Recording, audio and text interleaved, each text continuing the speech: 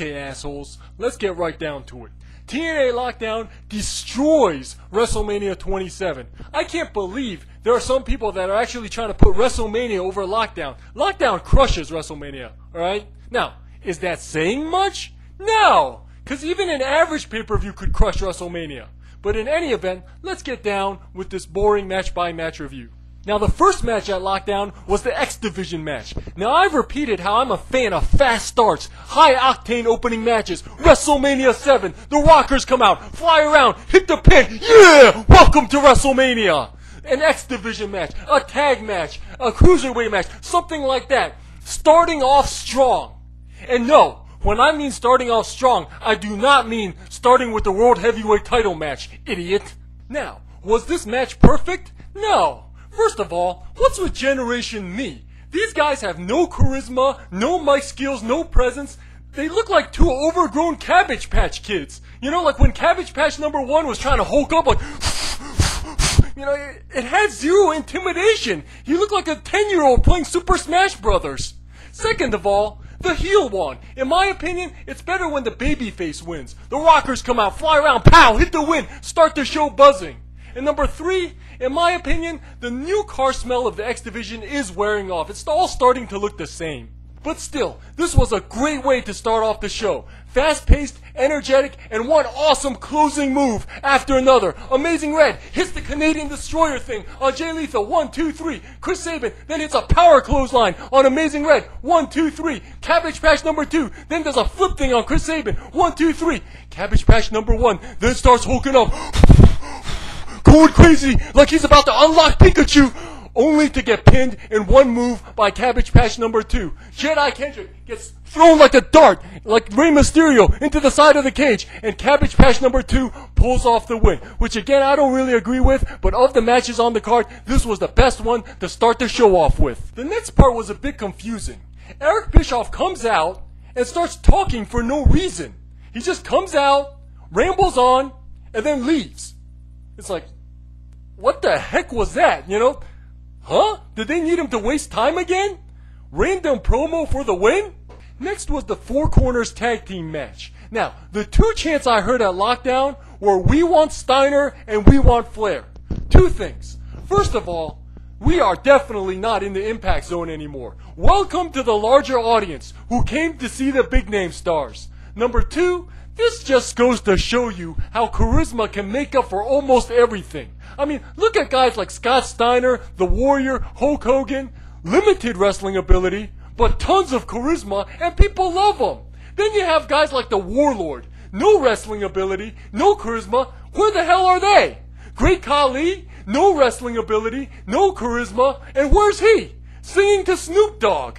There you go. As far as the match itself goes, 2 more things. Number 1, the weight class thing again. Rey Mysterio Batista. Why is Amazing Red kicking around Big Papa Pump? Scott Steiner really needs to stop overselling these pipsqueaks. I remember in an episode of Impact where AJ Styles punches Scott Steiner and Steiner starts flying out of the ring like, ah! You know, come on, man. Don't be like Batman and Robin where the bad guys are flying like a mile away. No Looney Tunes physics.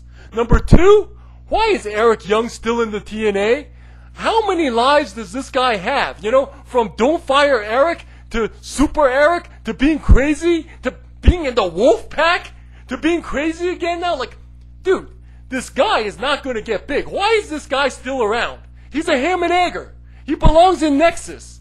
I loved the Knockouts title match. Loved it. Forget Sting versus Jeff Hardy. When played properly, a surprise squash can create for some of the greatest moments in wrestling history. Warrior Honky Tonk Man, Hart Foundation Bolsheviks. When built up properly, a shock payoff where the bad guy suddenly gets nailed by the good guy. Dude, the crowd goes nuts.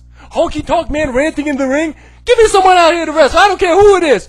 Oh, don't say that, my man! Don't say that, brother! Or the Bolsheviks trying to sing the Soviet national anthem in Canada when the Hart Foundation suddenly jumps on top of them. When played properly, when built up properly, when a bad guy suddenly gets what he's been asking for, dude, that can create for some of the greatest moments in wrestling. The performances made the payoff. Mickie James' passion and Madison Rayne's effective villainy are what made it work. for weeks, Madison Rayne was this bitchy little Yorkshire Terrier, this obnoxious little loudmouth, somehow getting whatever she wants, and somehow always getting the best of Mickie James, who's fuming and getting angrier and angrier every single time. Lockdown rolls around, and Mickie James comes out with a separated shoulder, no less, to make things more unexpected. Madison Rayne comes out and takes forever, slowly coming down to the ring, waving Miss America. Eventually, she finally makes her way in the ring and pow! 1, 2, 3, new champion! Yeah! That's the payoff! Honky Tonk Man got his ass kicked! And did you see Mickie James' passion? That really sold it. What a great sequence! Loved it! The next match was Joe versus De Niro, which for me was actually an emotional decline from the Knockouts match. I mean, after seeing Mickie James' Ultimate Warrior style win, I'm seeing these two guys lumbering in the ring, and it was kind of boring. You know, Joe somehow exposed De Niro. Who cares? You know? Eventually, Mr. Generic Angry Man does beat the so-called future of the WWE, Elijah Burke, and that's that. You know, who cares? Shrug. During WrestleMania, when I found out that Orton was wrestling next, I knew it was time for my bathroom break. During lockdown, when they announced that Matt Morgan was going to be next, I knew it was time for my bathroom break. These two should form a tag team. Randy Borton and Matt Borgen. BB, the bathroom breaks.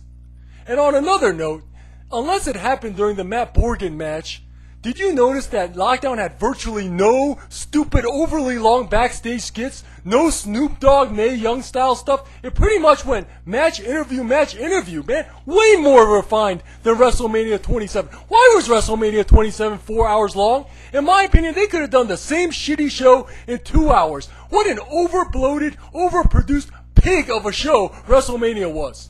The next Lockdown match was Kurt Angle. You know, how can you say anything bad about Kurt Angle? This guy is 10,000% every time. I'd rather watch 5 minutes of Kurt Angle than all of WrestleMania 27. And as far as his Lockdown performance goes, you know, the passion, the brutality. This is what Triple H Undertaker should have been. Kurt Angle was not out to lay around. He was out for blood. You know, I don't get why people keep praising the Triple H Undertaker match. They crashed through a commentating booth. So what? That kind of stuff happened in regular matches. Diesel threw Bret Hart through a commentating booth at Survivor Series 95, and that was like a normal match. What? Now it's WrestleMania, no-holds-barred quality? Look, in a no-holds-barred match, when one of the wrestlers is laying there half unconscious like The Undertaker was, the match should be pretty much over, right? The referee should seriously think about stopping the match because the other wrestler can do whatever he wants to that wrestler. It's a no-holds-barred match. How does Triple H not get the pin? If you were in a no-holds-barred match and your opponent was laying there half unconscious, how do you not get the pin? You know, grab a heavy object, slam it on his head, done. Would you be laying around, picking him up for more wrestling moves, more pedigrees, you know, trying to talk to him? You know, what is this shit? You know, the logic is broken and the match no longer works. Triple H is an idiot, alright? Cerebral assassin my ass. More like cerebral disorder. But unlike Triple H, Kurt Angle wasn't fooling around. You could feel his passion. One part I didn't understand though was when Kurt Angle was about to climb out of the cage to win the match, that Hammerhager came down with a steel chair and started swinging the chair at Angle to try to prevent him from leaving the cage. Like, I don't get it, you know? Like, why didn't Kurt Angle just go out of the cage anyway? Just climb down anyway, you know? Like, what's the Hammerhager gonna do? Hit Angle with the chair, causing him to drop to the mat and win the match? That'd make the Hammerhager look as dumb as Triple H now, wouldn't it? So, I don't get it. You know, the Hammerhager swinging the chair at you. Who cares? Just go down anyway. What's he gonna do? Next was the world title match. Mediocre, not much to talk about, but still superior to Miz vs. Cena. Unlike Miz vs. Cena, however, at least this wasn't used to end the show. Next was Lethal Lockdown. In my opinion, Lethal Lockdown is kind of like a Royal Rumble Jr. in that it's always going to be at least decently entertaining. This one was pretty good, if nothing spectacular. I think it's going to be remembered mostly for Christopher Daniels diving off the cage in surprisingly similar fashion to the way Suicide dove off the cage in Lockdown 2009.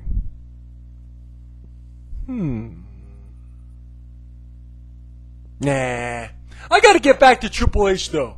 Did you see how vicious Bubba Ray was in Lethal Lockdown? How at one point he was brutalizing Fortune with that cane? Why wasn't Triple H doing that? In a no-holds-barred match with your opponent laying flat on his back, how do you not get the pin? How do you instead walk over and bend over in the exact position to get submitted? You know, Triple H is the dumbest character in the history of the WWE. The cerebral dysfunction.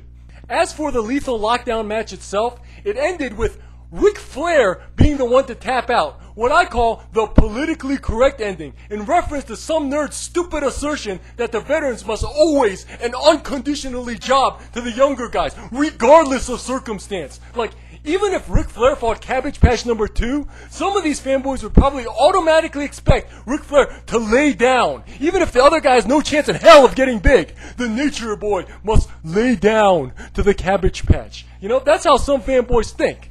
So, Ric Flair is the one to tap out after AJ runs to the ring. So basically, the good guys cheated in this match. But, you know, who cares, you know? Fortune is nothing without the Nature Boy. Without Ric Flair, there is no foreign fortune. It's Borchin. So Borchin wins, and overall, Lockdown was alright. I'm glad I did not go to Ohio. It was more of a TV viewing.